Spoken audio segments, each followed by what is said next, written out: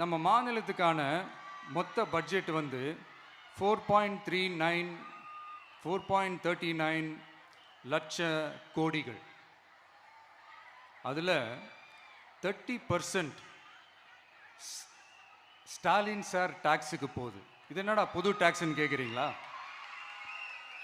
ஆமாம், இந்த பட்ஜெட்லேருந்து ஒதுக்குற நிதியில் 20% ஸ்டாலின் சாருக்கு போகுது.